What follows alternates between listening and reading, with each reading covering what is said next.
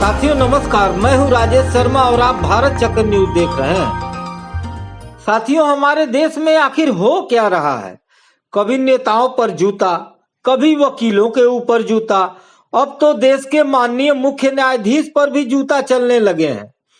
देश साथियों किस तरफ जा रहा है? क्या लोकतंत्र में यही सब होना अब बाकी है या होने दिया जाना चाहिए?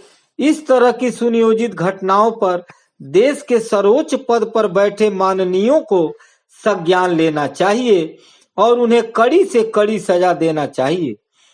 अगर ऐसा नहीं होता है तो देश की जनता को यह मान लेना चाहिए कि हम भारत के लोग इस तरह सरकार की व्यवस्था में जीने को मजबूर कर दिया गया है। आज हमारे देश में छात्रों पर लाठीचार्ज आम बात है। जनता पर गंदी गंदी गालियां देते हुए पुलिस वालों की ऐसी करतूतें क्या देश के माननीयों को संज्ञान में नहीं लेना चाहिए? उन्हें देश की जनता से ऊपर उठकर न्याय करना चाहिए। हमारे देश की जनता भोली भाली है। अगर जनता से कोई गलती करती है तो उसको सजा देना चाहिए और इस जनता की सुरक्षा में लगे जनता के खून पसीने की रुपया लेने वालों पर कड़ी से कड़ी सजा का प्रावधान होना चाहिए। और अगर देश के चुने हुए प्रतिनिधि अगर झूठ बोलकर जनता को ठग रहे हैं या झूठे वादे दे रहे हैं तो उनके ऊपर उससे भी कड़ी सजा देने का प्रावधान किया जाना चाहिए। हमारे देश में चारों तरफ भ्रष्टाचार का आलम है। जो जिस पद पर बैठा है वह उस पद के अनुरूप भ्रष्टाचार करने में मशगूल है।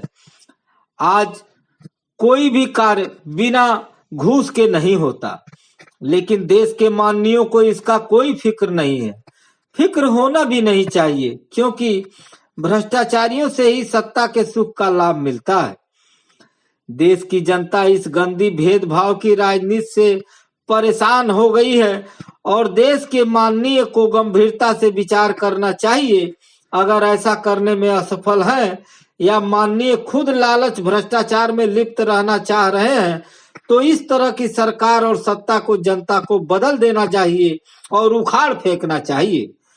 और नौकरशाहों से लेकर सत्ता में बैठे माननीयों को उच्च स्तरीय जांच कराया जाना चाहिए ताकि ऐसे कृत्य का पुनरावृत्ति न होने पाए। आज की खबरों में साथियों इतना ही। कल फिर मिलते हैं देश दुनिया की बड़ी खबरों के साथ। आप देखते रहिए भारत चक्र न्यूज। नमस्कार, जय हिंद।